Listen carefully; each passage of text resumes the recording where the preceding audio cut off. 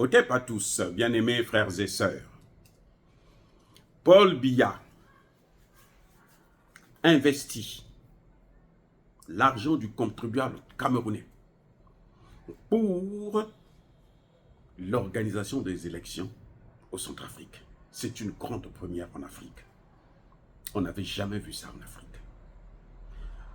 Je crois que il fut un temps, ça c'est une dizaine d'années de cela, ou en tout cas plus de, au moins 5 ans de cela, j'ai critiqué Paul Biya.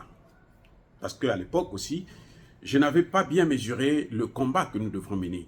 Ce n'est pas un combat pour la démocratie, contre la dictature, mais c'est un combat pour la libération du continent africain, c'est-à-dire de la souveraineté africaine, ce qu'on appelle aussi couramment le panafricanisme.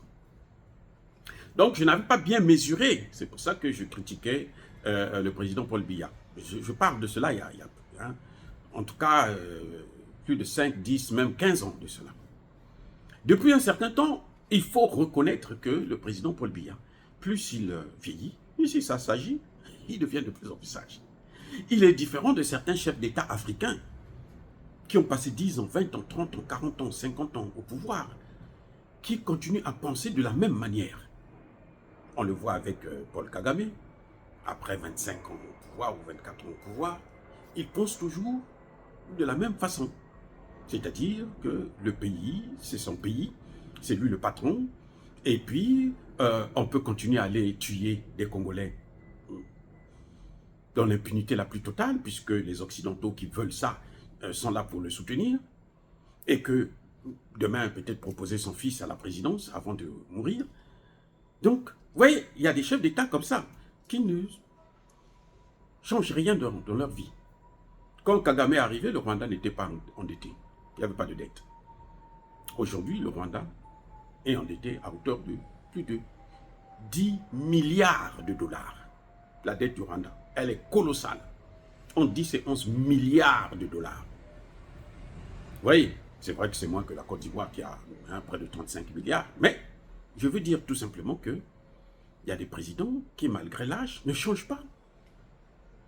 On peut voir par exemple, comment vous l'appelez, Alassane Ouattara, qui maintenant soutient des choses que nous ne pouvons pas contrôler. Il est en train de faire de la Côte d'Ivoire, notamment d'Abidjan, la capitale de la pornographie, par exemple. Vous voyez, c'est incroyable. Je dis bien la capitale de la pornographie dans le monde. Où on prend même des mineurs, des enfants de 10, 12 ans, 15 ans, pour aller faire la pornographie. Ça, c'est l'œuvre de Alassane Ouattara. Il ne s'assagit pas, malgré l'âge. Et ils sont nombreux, ceux qui endettent leur pays. À partir du moment où vous voyez un président qui est là, qui passe son temps seulement à endetter le pays, à s'enrichir lui et sa famille, à vouloir que ses enfants, ses neveux, ses cousins, sa famille puissent être au pouvoir à vie, ben, ça n'a aucun sens. C'est tellement ridicule de voir de telles choses qu'on se pose la question de savoir, mais attendez, ces gens-là, ils ont quoi? Qui les a créés? Est-ce que c'est vraiment Dieu qui les a créés ou bien c'est quelqu'un d'autre? Et c'est le contraire de ce que nous sommes en train de voir aujourd'hui avec Paul Biya. Lors du sommet des États-Unis-Afrique, Paul Biya avait déjà dit que, attention, l'aide au développement ne nous arrange pas, arrêtez avec ça. Ça nous approfondit dans la misère, dans la pauvreté. Et c'est vrai, c'est la thèse que j'ai toujours soutenue. Beaucoup de gens, beaucoup d'experts, des spécialistes de ces questions, moi je ne suis pas économiste, mais sur le plan politique, quand je regarde, je dis, mais l'aide au développement n'arrange pas, sinon 60 ans après, on serait quand même avancé. Paul Biya l'a reconnu. Et il l'a dit à Joe Biden, sans état d'âme. Maintenant, il vient de faire encore un carton. C'est encore une autre bombe que Paul Biya vient de... Alors, un pavé dans la mare. À Paris. Lors de la cérémonie des 80 ans de la libération de Paris. On est allé célébrer ça après la vraie cérémonie faite entre les Occidentaux, les puissances occidentales, sans la Russie bien sûr, parce que la Russie qui a sauvé le monde, on l'a écarté, on a appelé plutôt Zelensky, qui n'a rien fait, qui au contraire a soutenu les nazis. Hein. Et bon, bref, on appelle les Africains maintenant après la vraie cérémonie, pour faire un peu la comédie de Macron comme d'habitude. Alors, qu'est-ce qui va se passer? Quand ils organisent ça, mais ils s'en vont. Ce qui va se passer, c'est quoi? C'est que Paul Biya arrive là, il rappelle qu'il n'y aurait pas de victoire de l'Occident sans l'Afrique. Ah, ça c'est une bombe! Combien de jeunes parmi nos enfants qui sont allés à l'école, d'autres sont arrivés jusqu'en licence et autres, qui le savent? Combien? La conférence de Brazzaville, en fait, elle devait se tenir au Cameroun. Et je ne sais pas si les autorités congolaises le savent. Quand ils célèbrent la conférence, c'est pour rien, ça ne leur rapporte rien. C'est là qu'a commencé notre malheur.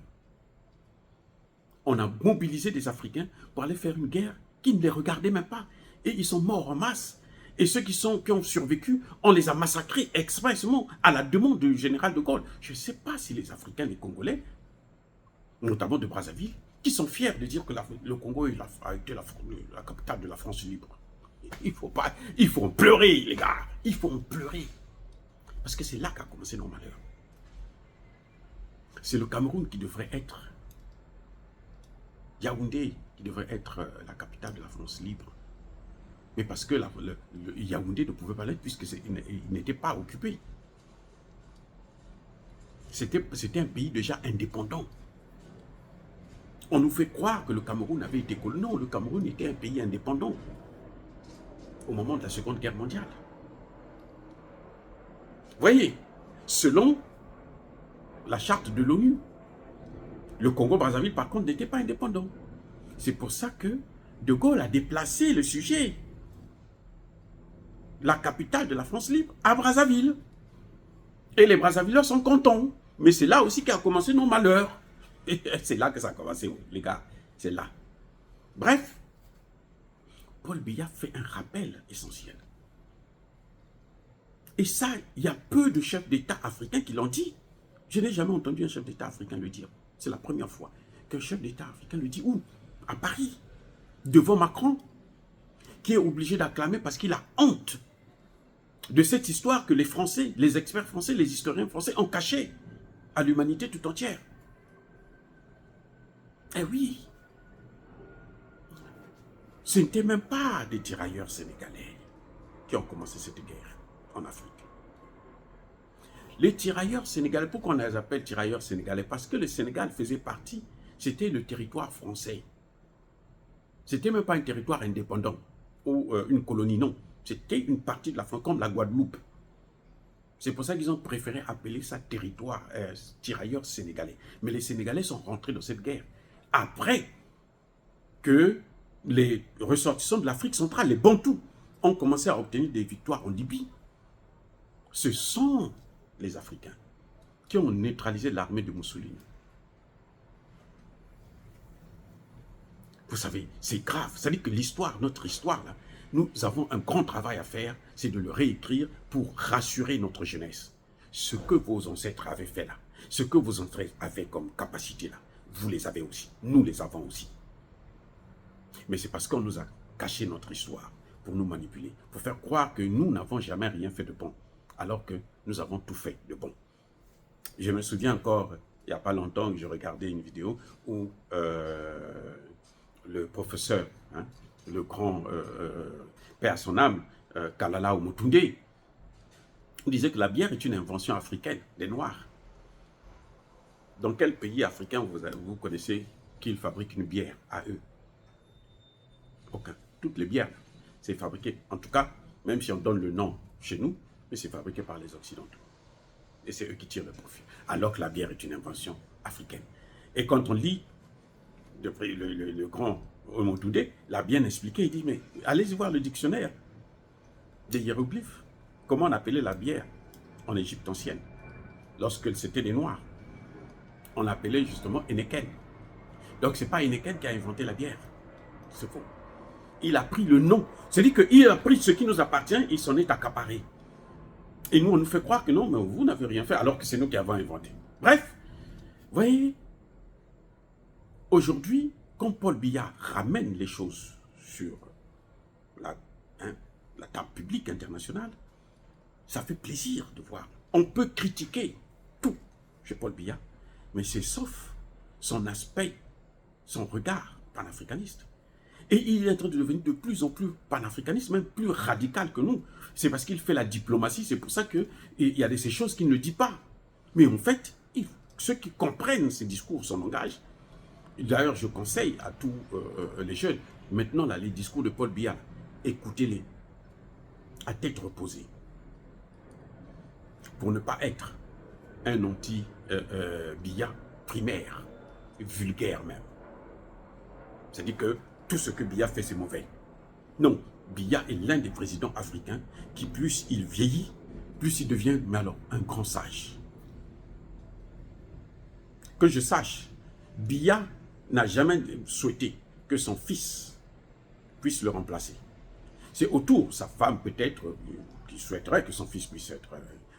mais Biya lui-même, je ne pense pas qu'il souhaite que son fils puisse le remplacer. S'il le remplace, c'est tant mieux, mais ce n'est pas une obsession pour lui qu'il faut que son fils le remplace. Ça, c'est encore une sagesse. Parce que c'est ça qui entraîne beaucoup de guerres en Afrique. Quand un chef d'État qui n'a pratiquement rien fait, rien, parce qu'il y a de ces chefs d'État en Afrique, là, et notamment en Afrique centrale, vous lui posez la question de savoir, mais qu'est-ce que tu as fait de bon pour ce peuple-là? Il va vous dire, ah, je les ai endettés hein, jusqu'au cou. Vous voyez, c'est ça le problème. Mais malgré ça, il se dit, non, moi, il faut que je mette mon fils. Même si je dois passer sur des millions de cadavres de ce pays-là, je dois placer mon fils. Ça, c'est pas la sagesse.